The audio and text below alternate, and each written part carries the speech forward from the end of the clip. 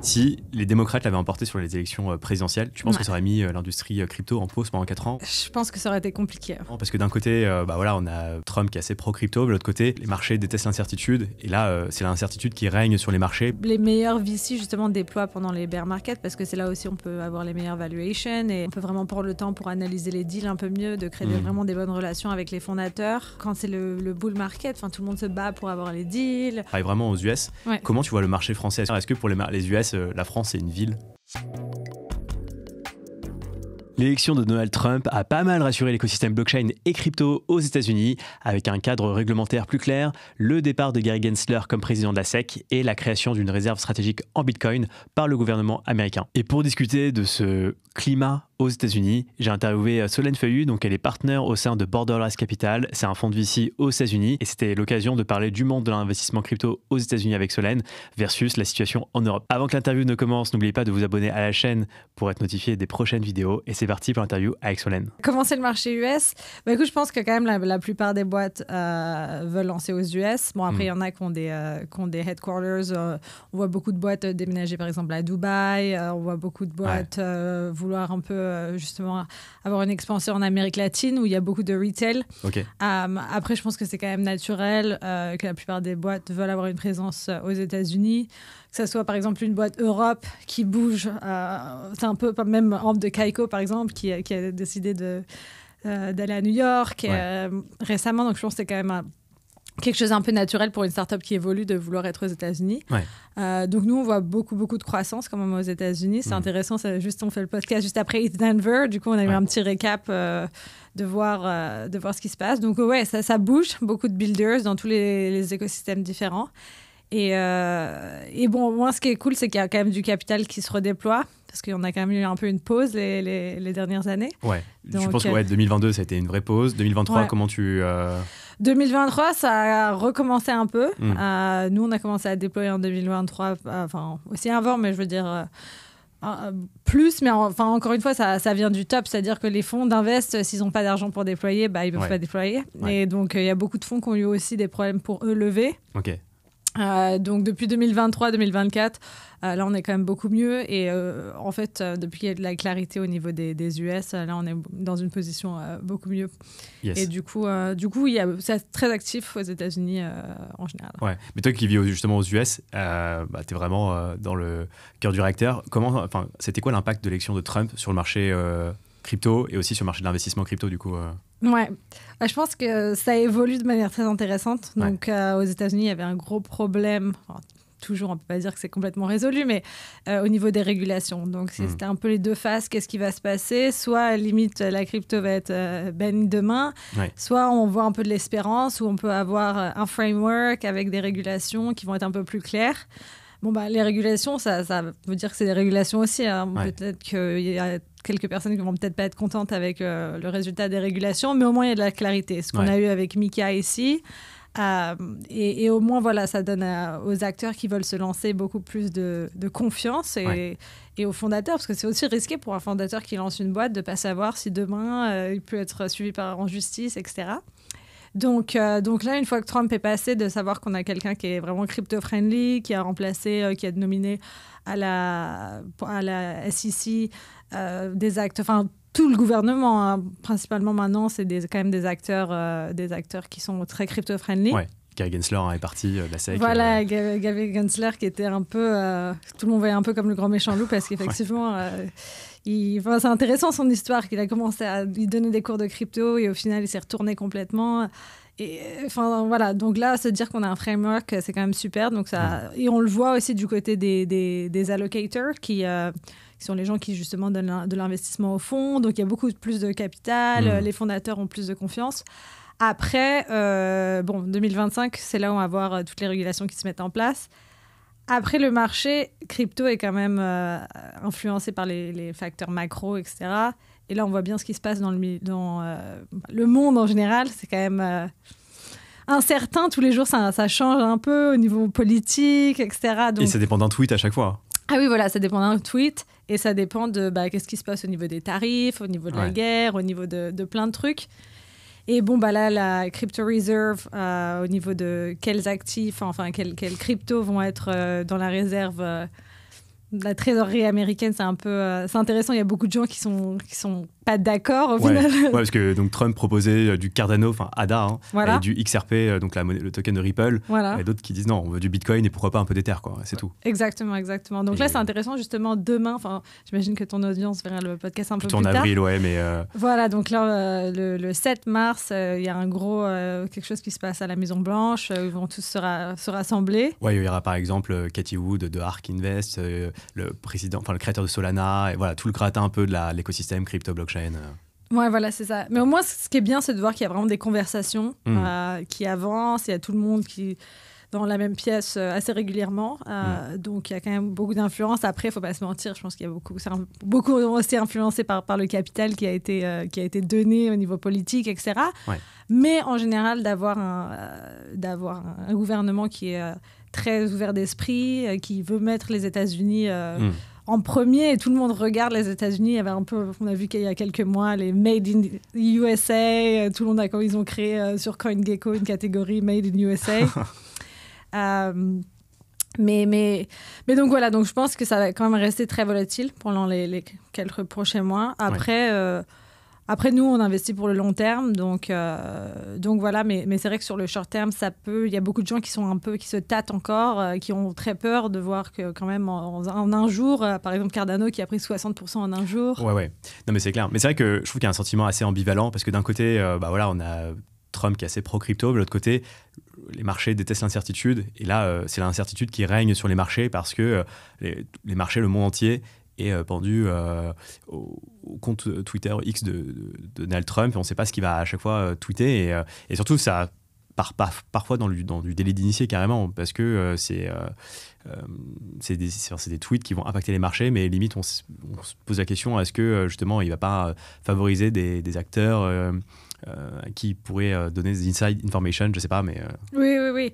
Non, effectivement, et puis c'est marrant, justement, il a tweeté, je crois que c'était hier, Don't cry in the casino. Donc, effectivement, si les gens décident de vouloir trader en fonction des tweets potentiels, c'est un peu aussi leur problème. Je pense que c'est un problème dans le monde de la crypto. Effectivement, il y a beaucoup de progrès à faire au niveau de sécuriser les retail, au niveau de faire en sorte que les échanges soient plus sécurisés, qu'il y ait de la meilleure éducation.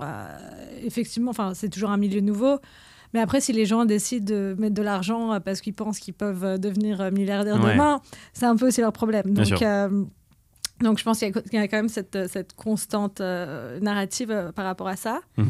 Et puis après Trump, il y a aussi un côté où je pense que la crypto community est contente au niveau des régulations, mais il y a aussi un côté où est-ce que vraiment c'est bon pour l'industrie, dans le sens où quand on voit le Trump coin ou le Melania coin, il y a beaucoup de gens qui se disent mais en fait on sait juste la crypto-industrie, c'est juste des mimes, quoi. Ouais. Donc, mais bon, je pense qu'en général, l'équipe, quand même, il a employé des gens qui sont très, très intelligents au niveau de comprendre que ce soit la tech ou la crypto en elle-même. Donc, on verra comment ça évolue, mais d'avoir une conversation et tous les acteurs principaux qui se retrouvent assez fréquemment, je pense que c'est assez positif. Il y a aussi un gros summit à DC fin mars. Donc, ça sera intéressant de voir ce qui se passe après ça. Carrément. Et dernière question sur Trump. Si les démocrates l'avaient emporté sur les élections présidentielles, tu penses que ça aurait mis l'industrie crypto en pause pendant 4 ans, ou toi, en tant que VC, est-ce que ça aurait vraiment freiné vos investissements?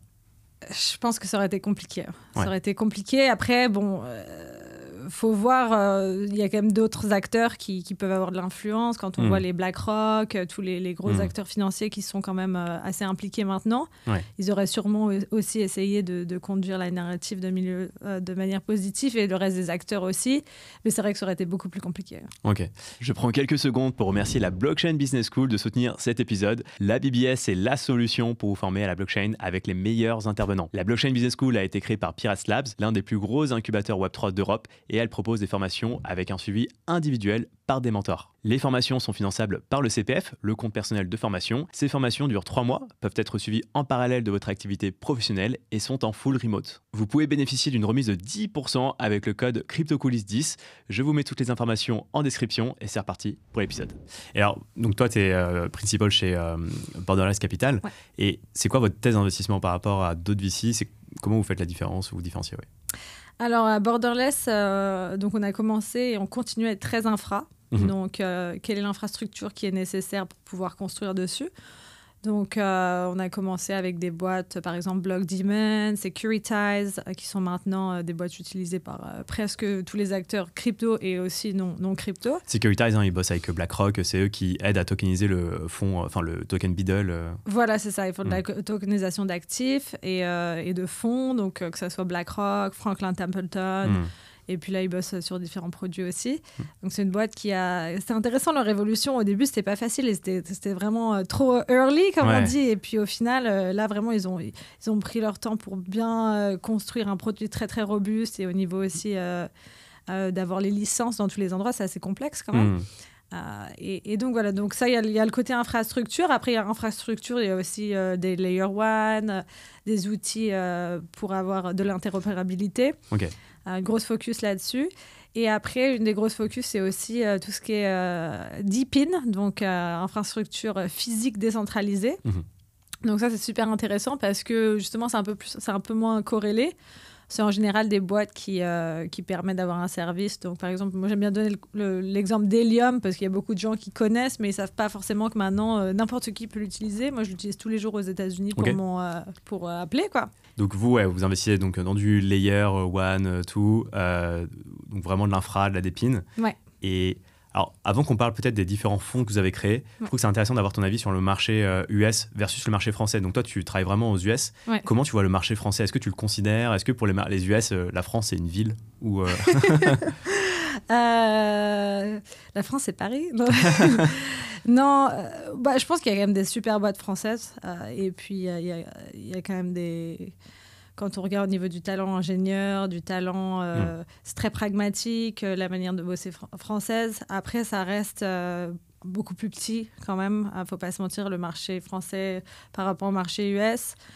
Le deal flow français, c'est pas très naturel qu'on ait énormément de deal flow français. Là, on essaye de faire plus de collaborations justement avec des acteurs locaux qui sont très actifs, comme la BPI, qui ont beaucoup d'influence ici, qui font un super travail pour justement faire en sorte de dynamiser l'espace, l'environnement crypto ici. Il y a aussi d'autres boîtes VC françaises. Ouais. Oui, après, c'est vrai qu'on a du Kaiko qui est très bien, du Ledger, on a quelques Flowdesk qui a levé quand même pas mal, 50 millions récemment. Ouais, des Morpho, Usual, il y a quand même pas mal de belles success stories. Et parfois, les gens ne savent même pas qu'ils sont français, en fait. Il y a quelques-unes, je pense, Ledger, c'est assez quand même obvious qu'ils sont français, mais il y en a beaucoup où les gens ne savent même pas. Mais c'est vrai que nous, naturellement, le deal flow vient quand même plus des US, etc. Après, je pense d'avoir de plus en plus d'événements qui sont de plus en plus de qualité sur Paris, la Paris Blockchain Week, Proof of Talk, ECC. Bon, c'est des événements que ça fait longtemps qu'ils sont ici, mais ils ont commencé à... j'ai l'impression que la qualité s'améliore de plus en plus, ça attire de plus en plus de monde. Je pense que ça ravive un peu aussi l'écosystème et la conversation entre la France, l'Europe et les États-Unis. Ouais. Mais effectivement, il faut quand même faire un travail pour être sûr d'avoir un peu plus de deal flow France, quoi. Mais la question que je me posais aussi, tu vois, c'est quoi la différence de mindset entre la France peut-être et les US, que ce soit côté investisseur, mais aussi côté entrepreneur. Est-ce que justement, vous aimez bien aussi les entrepreneurs américains parce qu'ils sont peut-être plus dans l'action, genre, je sais pas... Oui, c'est un peu move fast, break things. Oui, ça c'est toujours une réalité. On voit ça au niveau des valorisations de boîtes qui sont aussi quand même plus hautes. En France, c'est quand même plus analytique, plus pragmatique, un peu peut-être plus lent, mais plus là pour le long terme. Aux États-Unis, c'est très rapide, on veut lever beaucoup de capital, on est prêt à prendre des gros risques, quitte à pivoter après. Ça, je pense que c'est quand même une réalité. C'est bien dans le portefeuille d'avoir aussi les deux types de profils parce que justement au niveau de la... on peut pas aussi... C'est bien de prendre son temps et de faire les choses bien, mais il faut aussi, en tant qu'entrepreneur, être capable de pivoter rapidement et de s'adapter. Mais bon, après, il y a des trends différentes tous les 3 mois. S'il y a un fondateur qui est juste là à chasser les trends, c'est pas aussi ce qu'on veut. Nous, on investit dans quelqu'un qui a une vision long terme et on investit pour le long terme. Donc, même si c'est voir les fondateurs qui vont peut-être pouvoir justement deal avec le bear market et se dire bon, bah, c'est pas grave, nous, on va essayer d'économiser un peu pendant cette période, on va essayer d'être heads down, mais on est là pour le long terme. Donc, mais oui, effectivement, au niveau mentalité, c'est toujours très différent, je pense. Et c'est intéressant de voir les Français qui vont à l'étranger, qui reviennent, parce qu'on voit qu'ils ont quand même un petit peu changé de mentalité, mais ils ont toujours le côté français, donc c'est intéressant. Ouais. Et je pense qu'il y a le côté aussi, les Américains, ils sont vraiment nés pour pitcher, ils sont beaucoup plus à l'aise en public. Alors, nous, en France, on a beaucoup plus de mal parce que à l'école, je pense que c'est là d'où vient le problème, c'est que je pense que depuis que tu es enfant aux États-Unis, t'es habitué à pitcher tout le temps, alors qu'en France, on est catastrophique à l'oral. Oui, c'est vrai. Aux États-Unis, c'est un peu... moi, c'était intéressant. Ça fait à peu près presque 10 ans que je suis aux États-Unis. Et c'est vrai qu'on peut tout faire. Après, il faut se prouver, bien sûr. Mais on a quand même l'opportunité de tout faire. Si demain, je dis, je vais créer une start-up sur l'espace, même si je n'ai pas forcément d'éducation à ce niveau-là. Tu es auto-persuadé que tu peux le faire. Voilà, non, et puis on va dire, trop cool, écoute, je te présente à machin. En France, c'est mais pourquoi t'as eu un rêve la nuit dernière, qu'est-ce qui s'est passé? Donc, et bon, les deux côtés, des fois, c'est un peu avoir un côté un peu trop aussi rêveur qui des fois après au final on va tomber parce que c'était pas du tout ce qu'on aurait dû faire, mais aussi c'est bien d'avoir ce potentiel, alors qu'en France c'est vrai que c'est bien d'avoir justement de l'expertise, mais des fois on se met un peu trop des bâtons dans les roues, je trouve, alors que au final quelqu'un qui a une capacité d'apprendre, qui a une capacité de ramener une équipe d'experts, un bon leader, un bon founder, oui, c'est quelqu'un qui a de l'expertise dans une catégorie particulière, mais c'est aussi quelqu'un qui peut être un bon leader, recruter les bonnes personnes et savoir comment les motiver et savoir comment les écouter aussi. Ouais. Et vous, du coup, en tant que... vous investissez surtout dans les boîtes américaines, est-ce que c'est... vous allez plutôt investir dans des humains, dans des founders, ou plutôt dans un projet? Qu'est-ce qui a plus fait la différence quand tu investis dans un projet? Franchement, au niveau seed et pre-seed, c'est vraiment dans l'humain. Après, bien sûr, il faut qu'ils résolvent un problème particulier, mais on voit c'est les fondateurs, parce qu'encore une fois, on ne sait jamais comment la boîte va évoluer. Bien sûr. Donc, c'est vraiment savoir le track record du fondateur, la vision, encore une fois, la capacité à l'idée, la capacité à convaincre les gens de le rejoindre dans cette aventure. Mais bon, après, bien sûr, on a quand même des thèses d'investissement et on regarde si ça fit là-dedans. Par exemple, à l'heure qu'il est, on ne fait pas énormément de tout ce qui est gaming, etc. On n'a pas fait énormément. Je sais qu'il y a des boîtes qui se focusent là-dessus, mais on reste aussi à l'interne de savoir quelles sont les compétences qu'on a personnellement à l'interne pour analyser justement la catégorie. Et du coup, mais oui, ça reste de l'humain. Après, tout ce qui est growth stage, etc., c'est un peu différent parce qu'il y a déjà quand même beaucoup de métriques. On commence à déployer un petit peu sur des boîtes plus matures. Là, il y a quand même beaucoup de métriques. D'ailleurs, quand tu dis plus mature, c'est quoi? C'est des boîtes qui ont déjà du chiffre d'affaires, qui ont fait une série B, série C, donc qui ont déjà levé des dizaines de millions d'euros. Voilà, c'est ça, qui ont déjà levé et qui pourraient faire une IPO dans les prochaines années, qui pourraient se faire acquérir, qui ont déjà une tech assez robuste pour avoir des contrats avec le gouvernement, etc. Qui sont moins start-up finalement. Voilà, moins start-up. Et donc à ce niveau-là, on voit déjà, il y a quand même un track record. Bien sûr, le management est toujours très important et surtout, ça dépend comment les décisions sont prises. Mais c'est un peu moins différent un peu plus différent parce que il y a déjà beaucoup de quoi analyser. Donc voilà. Et ça t'arrive de voir un fondateur, tu te dis c'est son idée, je sais pas trop, mais lui, je sais qu'il va réussir. Ouais. Et dans ce cas-là, tu dis ok, il faut absolument que j'investisse dans cette boîte. Tu sens que tu as la pépite devant toi et que c'est rare d'avoir ce type d'entrepreneur. Nous, on a une équipe d'investissement qui est vraiment spécialisée, qui font une due diligence assez deep à chaque invest. Donc, on a un expert, tout ce qui est infra, on a un expert en DP, on a quelqu'un qui est plutôt stablecoin, etc. Donc, et des profils plutôt tech Plutôt tech, oui. Oui, on en a très tech sécurité, etc. Donc, on a aussi une équipe qui construit un peu des produits à l'interne. Et donc, tout le monde collabore ensemble. Donc, après, ce ne serait pas moi, personnellement, qui va dire, c'est vraiment eux en tant que quand ils collaborent. Et voilà, mais oui, c'est des relations qui se buildent sur le long terme aussi. Et ça arrive. Bon, après, on peut pas... c'est pas parce qu'une personne est exceptionnelle qu'elle va faire le meilleur... Après, c'est une sorte de statistique, mais par exemple, même ce qu'on appelle un repeat entrepreneur, quelqu'un qui a déjà, par exemple, créé une boîte et qui l'a revendue, a peut-être plus de chances de succès. Oui. Et en même temps, tu peux dire, il a peut-être moins les crocs parce qu'il a déjà fait un exit, donc il a moins la motivation. Bon, après, voilà, c'est vraiment au cas par cas, j'imagine. Ouais. Je trouve que c'est intéressant de revenir un peu, tu vois, sur l'histoire de Borderless Capital, les différents fonds que vous avez créés, parce que j'imagine qu'il y a une évolution de ces fonds-là. Et pour rappel, à chaque fois, quand tu as un fonds de VC, tu vas créer un véhicule avec une thèse et tu vas lever de l'argent pour ce véhicule-là, après que tu vas déployer dans plusieurs projets. Et ça a été quoi un peu les différents véhicules que vous avez créés Oui, effectivement, tu as très bien dit. Donc, nous, on a commencé en 2018-2019. Donc, plein bear market. Plein bear market. Et franchement, ça, c'est le mieux. C'est les fonds qui ont... Quand tu as du capital à déployer pendant le bear market, c'est le mieux. Raise during the bull market et déploie pendant le bear market. Donc, on a commencé très infra. Donc, l'idée, c'était... parce qu'il y a de plus en plus de blockchains qui vont être proof of stake et ça va être une technologie qui va être adoptée. L'équipe était aussi très proche de Algorand parce que c'était un des premiers blockchains à faire du proof of stake. Et pour mettre un peu de contexte, à cette époque-là, Ethereum était encore en proof of work. Voilà, effectivement. Donc ça fait pas si longtemps au final qu'il y a eu the merge, etc. et que Ethereum est là où il est aujourd'hui.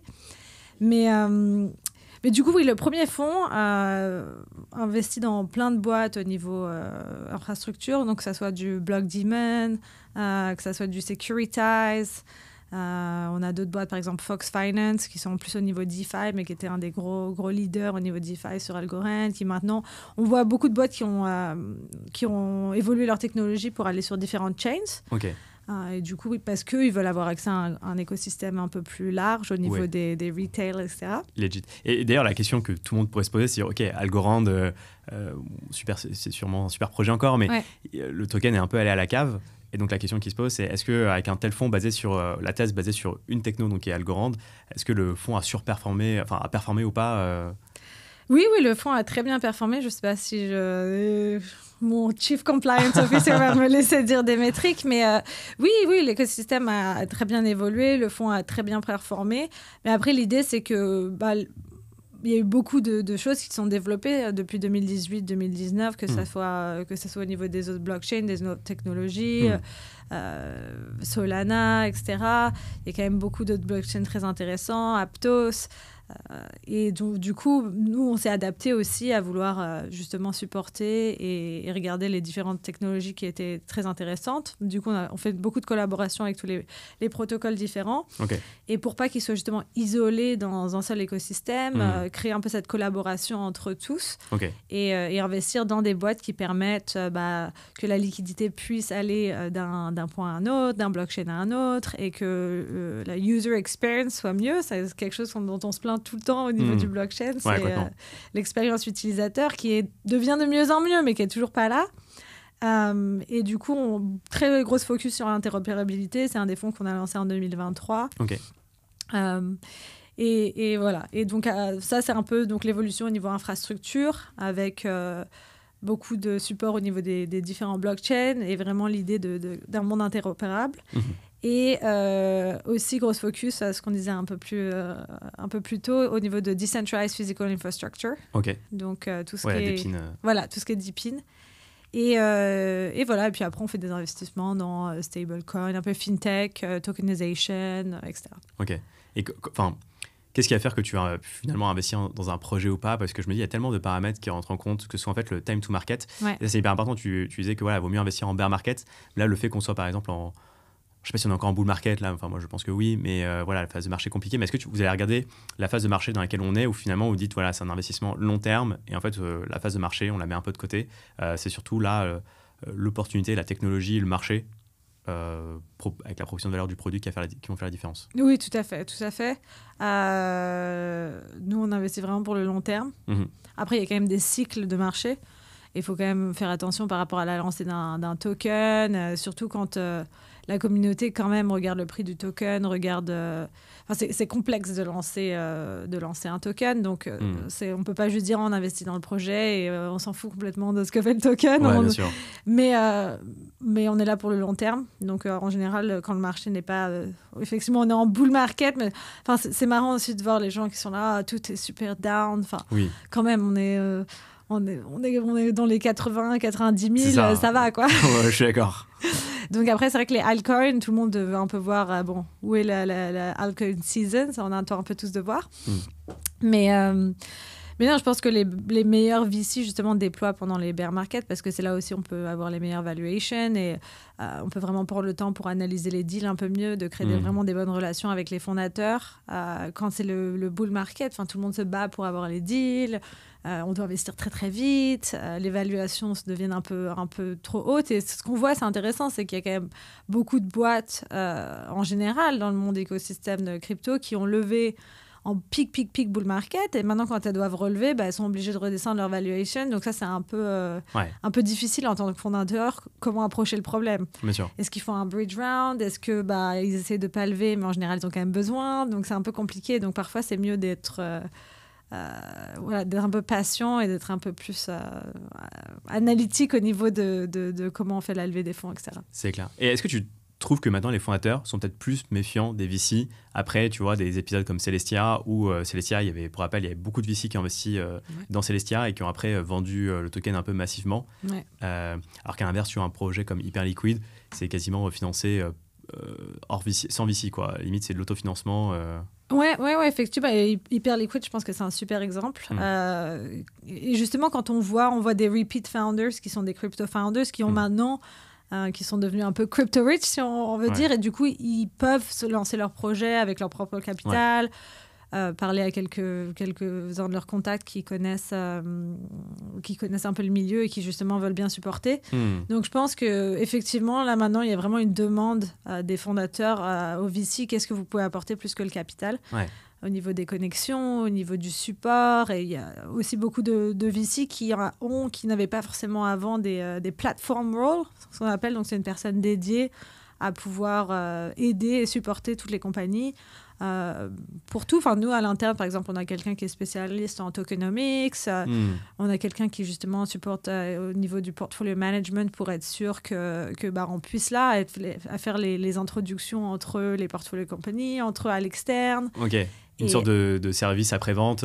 Voilà, service après-vente. Et je pense que ça, c'est très important parce qu'après, c'est aussi comme ça que la réputation des VC se crée et c'est comme ça que les deals... c'est comme ça aussi qu'on arrive à créer des meilleurs rapports avec les fondateurs. Donc oui, c'est plus juste est-ce que vous pouvez signer le chèque ici, merci beaucoup. Maintenant, il y a beaucoup de gens qui ont la possibilité de se d'être self-funded et ils veulent voir un peu les VC doivent se pitcher eux-mêmes. Alors qu'avant, c'était pas du tout le cas. Ils pouvaient juste aller voir un fondateur et leur dire qu'est-ce que tu as pour moi. Maintenant, c'est un peu l'inverse, quoi. Donc, pas forcément l'inverse, mais quand même. Après, j'imagine que c'est le cas surtout avec les projets hyper attractifs, mais avec les projets qui le sont moins, ça reste quand même, le rapport de force reste quand même... oui, ça sera toujours le cas. Il y a toujours des gens qui essaient de créer des startups. Il y a toujours des gens qui cherchent du capital et il n'y aura jamais...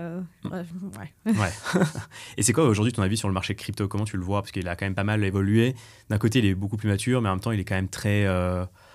il manque un peu de maturité en même temps. Oui, là, on s'approche pas à pas, on essaie d'être un peu plus institutionnel et ça va être avec des process et procedures quand même. Ce qu'on voit au niveau de comment les compagnies opèrent de manière décentralisée, mais quels sont leurs process à l'interne. Ce que tu disais bien aussi, par exemple, au niveau de tout ce qui est, par exemple, hack de Bybit, comment est-ce qu'une compagnie comme ça fonctionne à l'interne. Donc, que ça soit au niveau des startups, au niveau des startups plutôt infra, que ce soit au niveau des échanges, toutes les boîtes qui un peu supportent l'écosystème, comment elles opèrent. Et puis après, il y a quand même de plus en plus de collaboration avec au niveau des BlackRock, etc. Donc ça, je pense que ça va continuer quand même beaucoup. Maintenant, surtout à partir du moment où les régulations vont être passées aux États-Unis, mais aussi ailleurs quand même. On voit du mouvement, que ce soit Hong Kong. Je viens de revenir de Hong Kong, il y avait Consensus. En Amérique latine aussi, il y a du mouvement. Encore une fois, ça prend du temps. C'est des choses qui doivent passer légalement de plusieurs parties. Donc, ça va pas être demain, mais au niveau de tokenisation, au niveau de tout ce qui est finance, je pense que ça se développe quand même bien. Et puis après, il y a toute une partie qui est en développement, qui est un peu moins hypée en ce moment. C'est tout ce qui est données. Par exemple, Decentralized Identity. Donc, on a vu le projet de Sam Altman avec WorldCoin. Et en se disant, si on bouge sur un monde complètement digital, qu'est-ce que ça veut dire? Et surtout avec l'IA, si les wallets si maintenant il y a des agents qui peuvent faire des transactions qui vont utiliser des wallets, qu'est-ce que ça veut dire? Comment on identifie tout ça? Donc, il y a quand même un grand sujet là-dessus. Et donc, ça, c'est en progrès. Après, je pense que c'est juste... Encore une fois, le problème qu'on a, c'est que les gens pensent que du jour au lendemain, tout va être en crypto, le monde va être révolutionné, il ne va plus avoir aucun problème dans le monde entier. Ce n'est pas du tout une réalité. La réalité, c'est que c'est une technologie très puissante qui fait des tests, qui grossit, qui essaye de voir les cas d'usage, qui fait des partnerships. Beaucoup des partenaires, et quand même la plupart des boîtes, que ce soit Adobe, etc., 90% des boîtes ont eu des pilotes crypto et c'est juste qu'ils les ont mis en pause parce que ils n'avaient pas forcément un département qui était convaincu, ils attendaient au niveau des régulations, etc. Là, je pense que ça va se relancer un peu à ce niveau-là, même les Starbucks, toutes ces boîtes comme ça. Donc, bien sûr, c'était plus par hype que par vrai besoin adressé. Ouais, je suis assez d'accord. Ouais. Et d'ailleurs, c'est intéressant, tu parlais de Decentralized Identity. Ouais. Comment, finalement... Parce qu'en fait, j'imagine aussi le but d'un VC, c'est de ne pas investir en même temps que tout le monde dans une narrative et de faire en sorte d'anticiper un peu les narratives. Effectivement. Et comment tu arrives à anticiper ces narratives? Et d'ailleurs, c'est quoi les narratives là, que tu es en train d'anticiper? Par exemple, vous avez investi de façon hyper early dans la Dépine. Ouais. La Dépine, on en parle de façon mainstream que depuis quelques mois, mais ça ne fait pas depuis 2000, enfin, ça fait pas des années non plus. Oui. Et donc, c'est comment tu identifies ces narratives un peu avant tout le monde? Et c'est quoi pour toi les narratives dont on ne parle pas encore, dont on va parler dans les prochains mois? Après, ça vient en cycle aussi. Donc, par exemple, l'IA, effectivement, était très hypée. Ouais. Mais je pense qu'il y a des vrais problèmes intéressants, même sans que ce soit parce que c'est des tokens live et qu'on puisse faire beaucoup d'argent.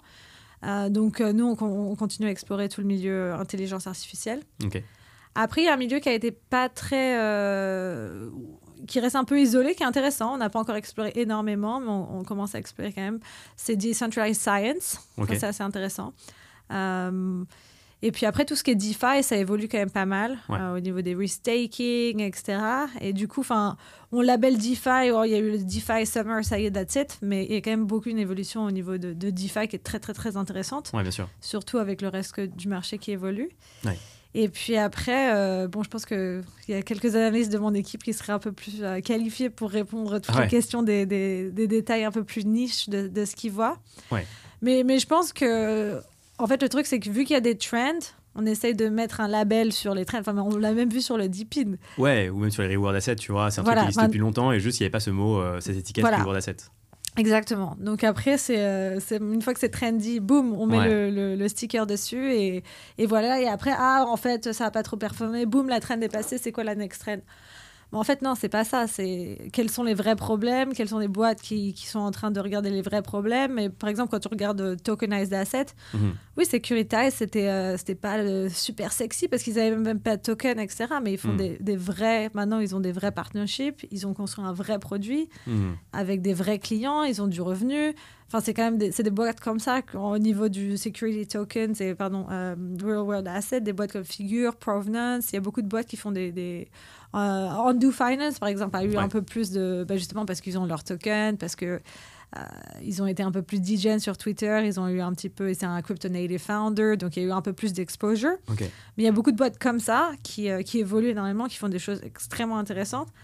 Mais après, des fois, c'est peut-être un peu moins sexy, quoi. C'est un peu de la finance pure ou c'est...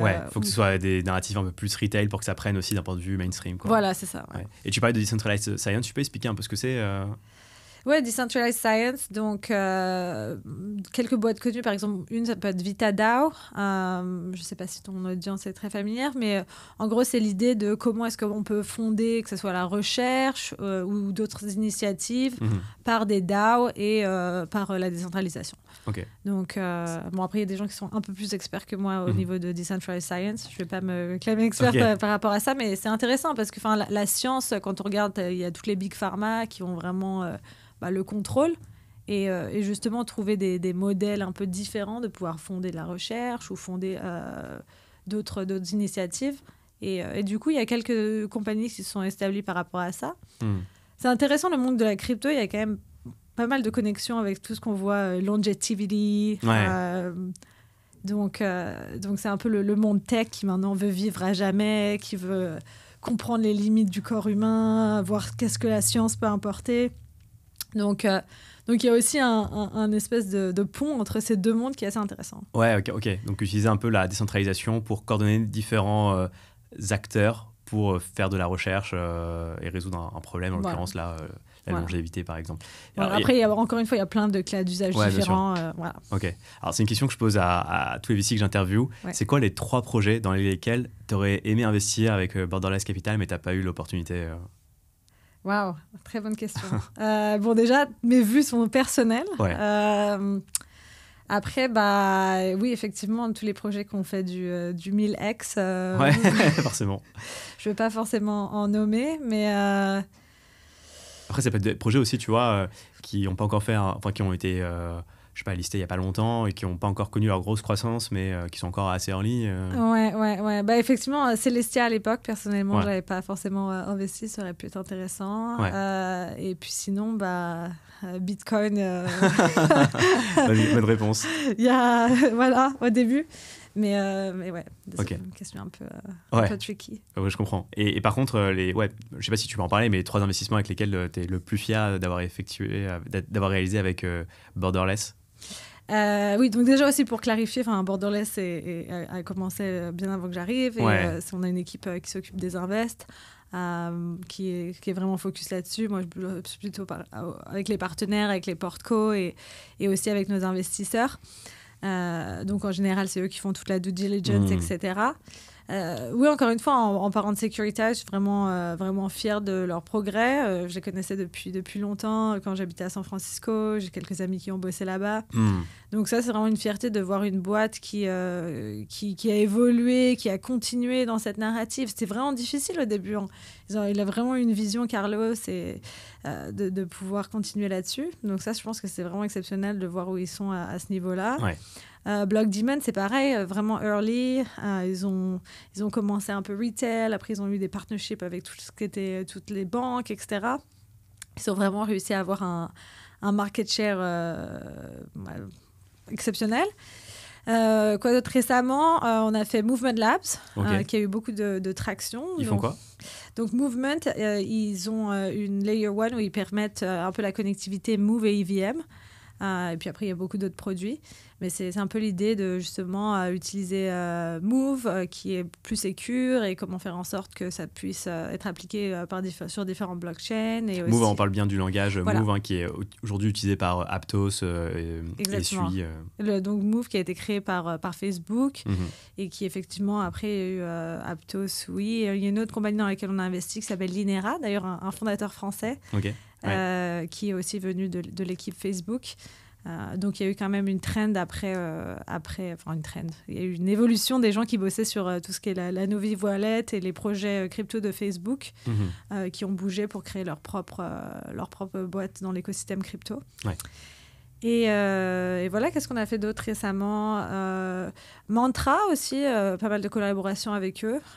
C'est assez intéressant. Ils ont beaucoup de partnerships au Middle East, par exemple. Tu peux rappeler ce que c'est d'ailleurs, Mantra Oui, Mantra, donc c'est un blockchain qui se focus sur tout ce qui est RWA, donc Real World Asset Tokenization. Mais ils ont eu vraiment des partnerships super au niveau du Middle East, par exemple, avec une des plus grosses boîtes de real estate et d'autres boîtes dans le monde. Donc, ils ont fait un très bon job quand même pour avoir des bons partnerships et pouvoir justement, comment est-ce qu'on peut tokeniser plus d'assets en général. Ok.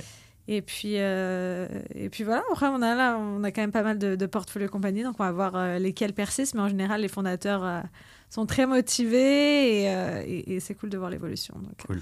Et une question, tu vois, tu parlais de Layer 1, Linera et Mantra. Tu ne trouves pas qu'il y a beaucoup, peut-être trop, de Layer 1, Layer 2 aujourd'hui sur le marché ?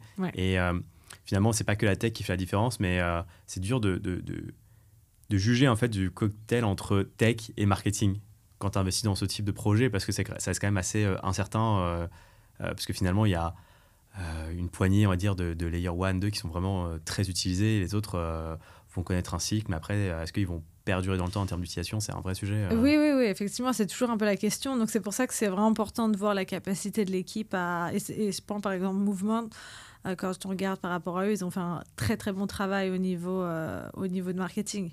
Que ça soit social media, présence aux événements. Je pense que toi, tu fais un très bon job aussi au niveau du podcast, à un peu justement aider des compagnies comme ça et faire en sorte qu'il y ait une conversation. Et oui, effectivement, si c'est une équipe que de tech, c'est compliqué. Et bon, après, il y a des agences marketing, etc. Mais je pense qu'il faut quand même que ça soit dans le DNA de la boîte, qu'ils aient quelqu'un ou quelques personnes à l'interne. Que ce soit pas vraiment... que des techos. Voilà, ou alors qu'ils soient très, très proches de la communauté. Si c'est que des techos, ils doivent live and breathe, comme on dit, respirer toute la journée, le monde de la crypto, avoir des connexions. Si c'est des... Ouais. Et ça, c'est quand même vraiment très important à analyser. C'est pas juste... Après, je sais que les échanges ont quelques métriques. Par exemple, si on veut lister sur Binance, ils font un certain nombre de Twitter followers. Ok, ça c'est possible en faisant des quests, des machins, des initiatives. Mais bon, c'est pas ça qui va nourrir le projet long terme. C'est un peu des vanity metrics, ça. Voilà. Donc, il faut vraiment... Et je pense que ça se voit quand même directement dans l'équipe... quel genre de personnalité ils ont sur les réseaux sociaux, la capacité de parler à l'oral, d'entraîner, d'expliquer aussi, parce qu'il y a beaucoup de gens on est quand même dans un milieu toujours très, très technique, qui est toujours un peu difficile à comprendre. Et donc, comment est-ce qu'on explique ce qu'on fait et comment on se place par rapport à la compétition. Effectivement, il y a beaucoup, c'est du branding aussi, qui est le blockchain pour le real world asset et le blockchain pour le gaming, etc. Et parfois, ça change. Eux-mêmes, des fois, ils ne savent pas, quoi. Ils changent. Donc, Non, mais c'est clair. Mais c'est marrant parce qu'en plus, je suis assez d'accord. Comment, en tant que VC, d'ailleurs, tu arrives à te repérer dans le bruit, parce que vous devez recevoir tellement de projets avec tellement toujours un peu les mêmes buzzwords, par exemple, nouveau layer pour les reward assets, etc. Comment tu arrives à vraiment éliminer ce bruit-là? C'est regarder le marché, regarder quels sont un peu les trous dans le marché, et puis après c'est parler tout le temps avec nous. On parle avec les fondations très régulièrement, on parle avec les autres VC très régulièrement, on parle avec les fondateurs qui sont les premiers à savoir quels sont les soucis dans leur écosystème. Et donc après on doit un peu savoir ce qui se passe bien sûr au niveau réseaux sociaux, etc., pour savoir quelle est la narrative, et puis avoir aussi une opinion externe qui arrive, mais c'est d'avoir déjà cette opinion qui vient de l'interne, au lieu de juste regarder ce qui se passe sur les réseaux sociaux, parce que sinon c'est tellement... t'as trop de bruit. Il y a tellement de bruit, c'est impossible. Et du coup, là, je pense que ça fait quand même longtemps qu'on a construit des relations très solides, et avec on a de la chance d'avoir une équipe qui a été dans la crypto depuis très longtemps et qui est très proche de fondateurs qui sont devenus des super ressources aussi pour des catégories particulières, qui eux aussi font leur propre due diligence. Donc, c'est vraiment créer cet écosystème. Et je pense que c'est aussi la différence entre un VC qui est là pour le long terme, qui est proche de leur fondateur, qui est proche de... On peut avoir ça. Les fondateurs deviennent presque des advisors, parce que justement, ils peuvent nous donner des opinions sur leur secteur, etc.